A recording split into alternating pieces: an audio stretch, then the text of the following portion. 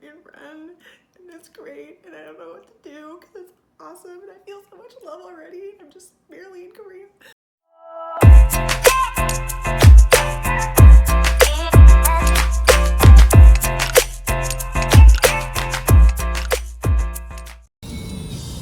Dead as oh my god.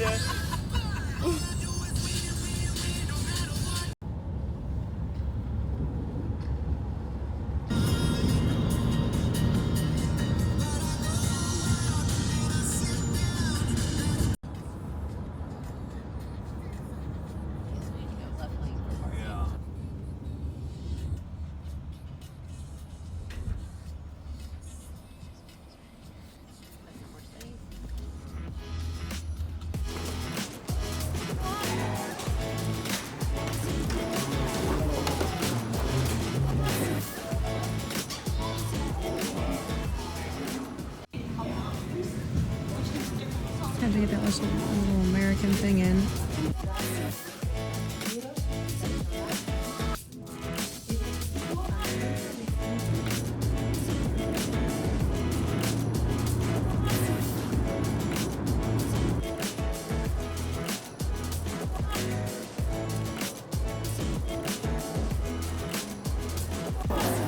Yeah, I don't think 2 of these are going to be enough after last night.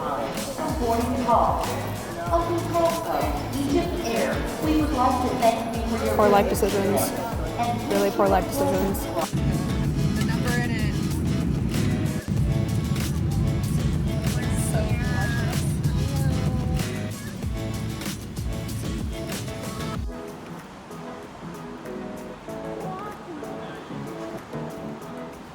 So okay, for those of you who don't know, this is very common in Korean homes.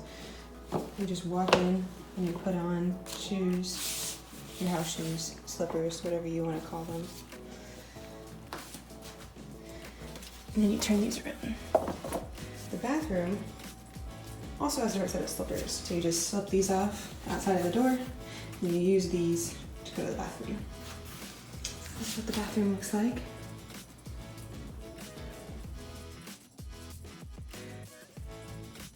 This is a cute little kitchen with a, not a dishwasher, but a washing machine, which is also very common. And then kettle things. You just plug it up and like press this button and then, you know, boils water for you.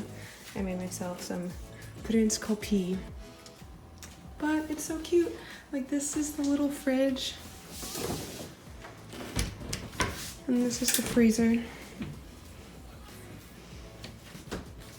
There's a little like cosmetic area. And then look. Oh, what is this? Oh, hairspray. Pile of mess that was over there. We're going to ignore it. But it's like a little vanity right there. Now I did already sleep in the bed. I got here and I honestly just crashed. Cute little table you can eat at and stuff. Closet. It's so cute.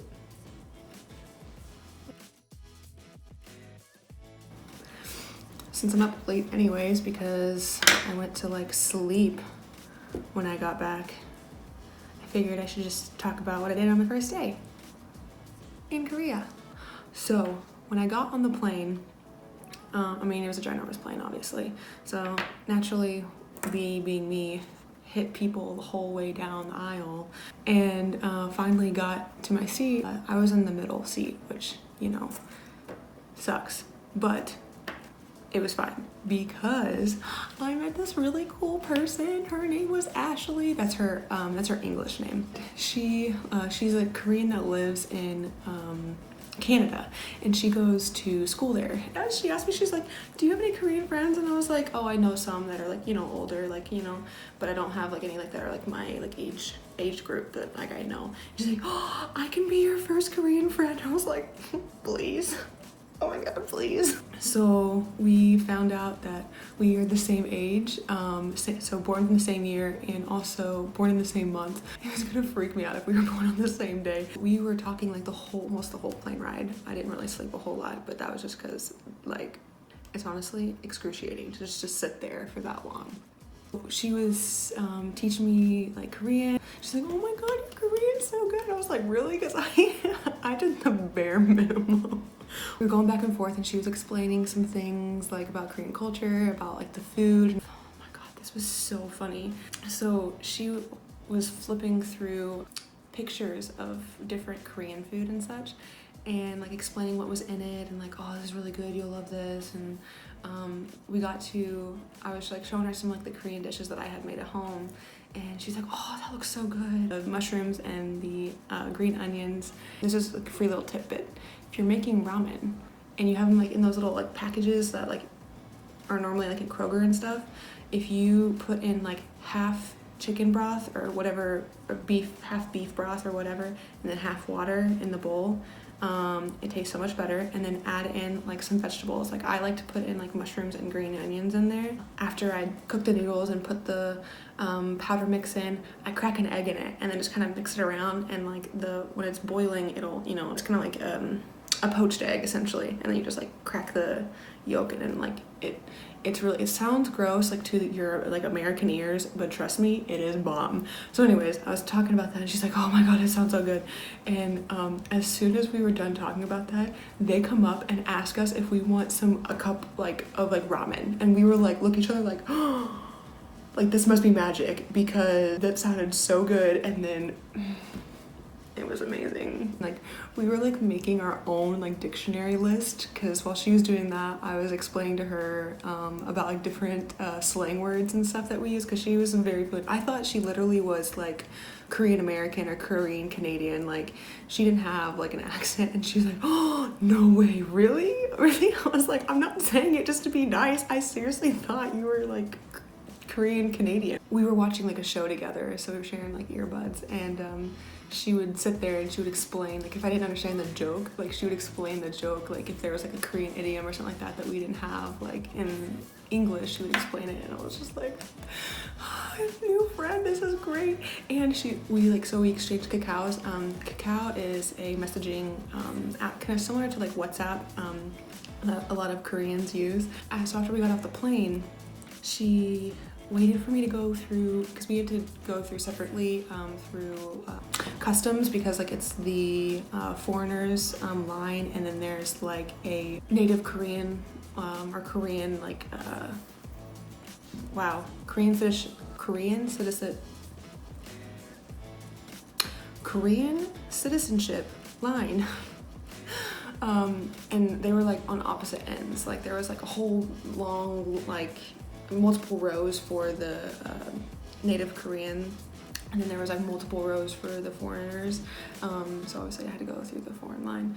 And so she waited until I was done, and then we got our bags together, and we went through customs where we had to like hand our papers like to someone. I just had to hand them a piece of paper saying, I don't have anything that's illegal here. She helped me find my bus and everything like that I needed to do, because she was asking people for me, like, oh, where do I go to this bus? There's a free shuttle bus for these things. And they were telling her, and she was like, oh, this is where you have to go. And she was helping me find my stuff, and I was like, oh my god, you're so nice, I just can't.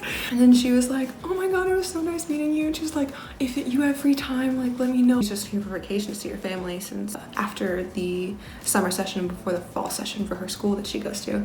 She's like, let me know this weekend, because I'll be in Seoul hanging out and shopping, so if you have a free time, let me know, because we can meet up and have some coffee together. And I was like, so went to the free shuttle bus station. I have multiple bags, like multiple bags, because your girl does not pack light. I mean, I'm here for a year, so I think that's fair.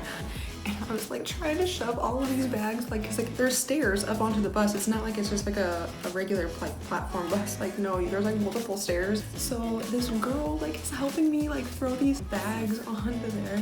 And I asked her, I was like, oh, thank you so much. And I asked her, I was like, are you here for the EPIC program as well? But turns out she was French. She was from France, which is cool. Found out that she was getting off at the same station I was to go to the same hotel that I was. Because like these capsule hotels are basically like apartments that they rent out in like an apartment building. Me being dumb, I had Korean brain still, So I was like trying to like talk to her in French and it was like not working. Like wanting to like say to her like Korean terms and I was like, nope, that's Korean, that's not French, what are you doing? Oh. Well, she was so nice and like, cause I was gonna like buy her a meal because she like helped me with my bags and she helped me like, she's like, oh, I'll take one of your bags for you to go to the hotel because I had like all these awkward bags and stuff.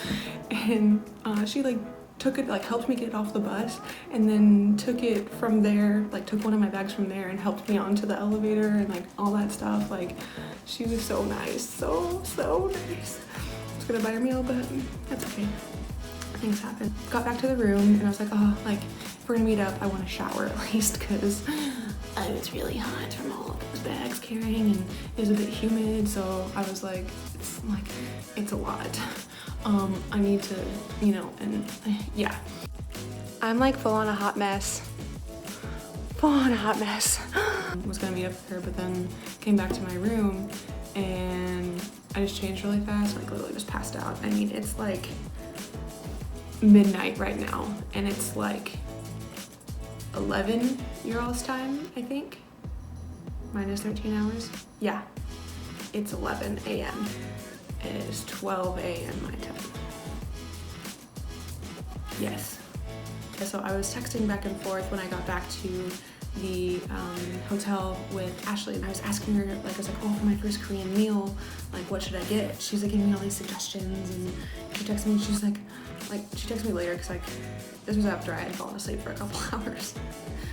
She's like, oh, download this app and you can get a delivery service anytime. Like it doesn't matter what time it is. Like you can get food delivered to your place 24/7. I was telling her about like how our like clubs and like our restaurants like that like have like a certain time. Like generally they close. Like there's like at least a window. Like where like the only thing that's open is like your local Taco Bell. She's like, oh, that's crazy. Like what? Like, she's like, I just think it's so weird that you know you can't get that stuff like whenever you want.